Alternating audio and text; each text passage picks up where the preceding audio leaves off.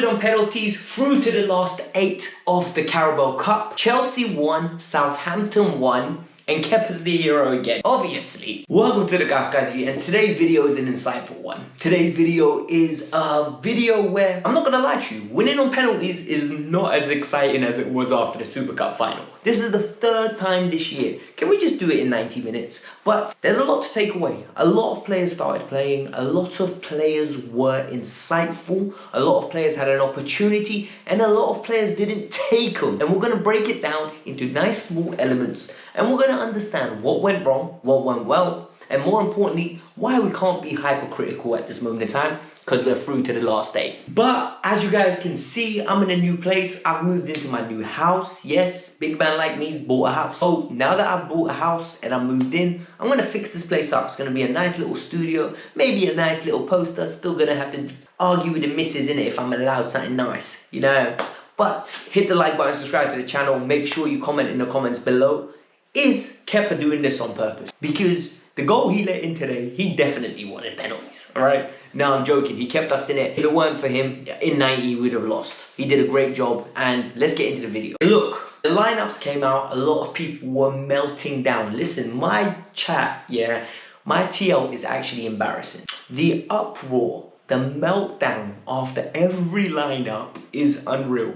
People are acting like they're Mount Tate, and all of a sudden that volcano is about to erupt. Every single time Tuchel picks a lineup. If you look at the lineup, what is it? It's a decent lineup. It's a rotated lineup. Are some of the players 5th choice players? Yes, it's a cup game. These lot are in the books. They need to play. I'm sorry, but you need to get that into your head. You actually need to get that in your head. Rotation has to happen. Cho was right wing back. I didn't like it, but you have to deal with it. One thing that was evident, and a lot of people were getting annoyed, they were like, why are we not playing 4-3-3? Why are we not playing that formation? Well, the reality is the first team plays 3-5-2 or 3-4-3. So why are you going to rotate, get players to play well in a system that we're never going to play in the first team? It makes 0 sense, there's 0 continuity, and at the end of the day, if someone gets injured, these are the first choice players to come in.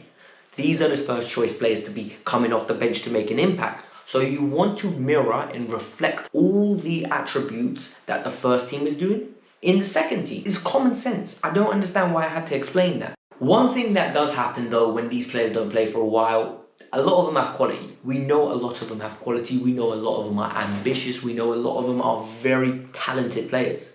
But if you don't play for a while, you get rust. Ring rust is real. Whether you like it or not, Hakim Ziyech is suffering from it. Ross Barkley is suffering from it. Saul was suffering from it.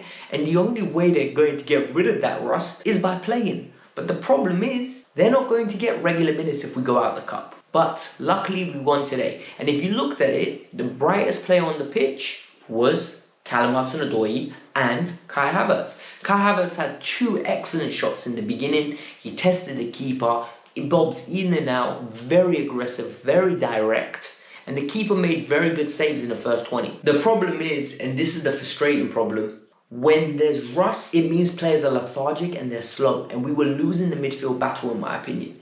That midfield battle was not being dominated in the way we normally control and dictate the tempo of the game.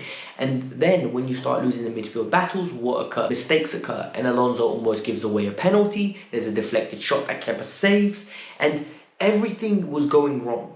This game was far too open for Thomas Tuchel's liking. It was far too open for my liking. And more importantly, I think it was far too open for all the fans liking. They did not enjoy this game. I'd rather Chelsea control, dictate, and meditate in the middle of the game instead of be on the periphery and all of a sudden our heart rate's going up to 180. The first goal comes from what? Hakim Ziyech. Hakim Ziyech cross from a corner kick. A lot of people were like, he had a good game. We will talk about Hakim Ziyech because I don't think he had a good game again. But Kai Havertz with a dominant header right into the right-hand side of the corner, when the corner was from the left. And guess what? That goal happens because someone doesn't have someone on the line. Always have a brother on the line. I don't understand why people don't do this. It saves you so many goals, but it was a very good, incisive, dominant header from the one and only Kai Havertz. Kai Havertz, other than that, did not have a great game. He was alive, he was energetic, but it's because, in my opinion, he's the only one that doesn't have rust. But he got himself a nice goal. He got himself his 3rd goal of the season. And all of a sudden, his numbers are starting to look a little bit better, but they should be a lot better. So basically, now you look at it, right? We're going into halftime, we're 1-0 up. All of a sudden, I'm like, okay, come out convincing. First 10, don't concede. What happens? Kepa Arrizabalaga, just when we start to actually believe this man is turning a corner, just as soon as he's starting to become a fan favourite, you know, all these penalty wins are adding to his aura, adding to his glory, and we're starting to forgive, we're forgiving and forgetting, and then he does that. The shot is straight at him. Honestly, the shot is straight at him. He doesn't get his leg there, it goes through him, and Che Adams can't miss. For me, this just once again insinuates why. It reiterates why Edouard Mendy is the best keeper. Edouard Mendy doesn't make these howlers. Edouard Mendy has not had a howler of that magnitude. Kepa's had 20. It's ridiculous. And that goal comes from Malang Sarr's poor cross. He does not get rid of the ball or deal with the danger. Fires it at Saul, and boom, all of a sudden, transition, bang, goal. It is so annoying when basic mistakes occur. Basic. Chelsea were probing, Chelsea were trying to open them up, but it was a 50-50 game. Southampton were given as good as they were getting. Literally, they were testing us, and in my opinion, they should have won the game. Like, the amount of chances they had. We had good chances as well. Kai Havertz, as soon as they scored, almost reiterated. And what happened? Foster saved. Barkley saved. Hudson-Odoi saved, and all of a sudden, this game became into a basketball game. It's like me watching the Celtics at 1 a.m. Yes, I do that. It's sad, but I love it. I don't care. But Kepa kept us in. Corners at the end of the game on 91st minute and 92nd minute. Kepa with 2 outstanding back-to-back saves, and penalties hit. Once the penalties hit, I was worried because we've already won 2. Winning 3 in a row is something else. And guess what? Theo Walcott stepped up and missed his penalty. Mason Mount did them a favour by missing another penalty. But with Mason Mount, I think Mason Mount's penalty was a good penalty.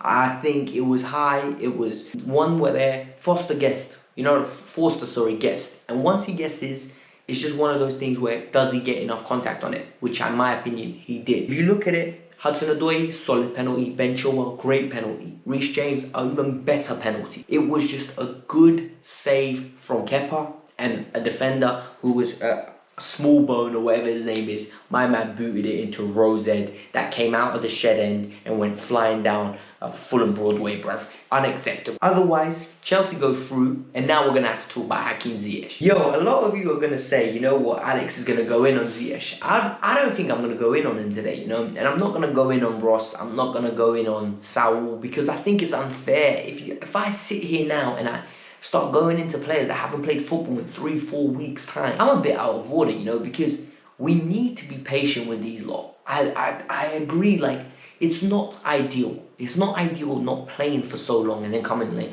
back in and all of a sudden, bruv, you have to be at your very best. You're playing against a team that's well coached on a well-oiled machine, pressing, and your touch has to be perfect.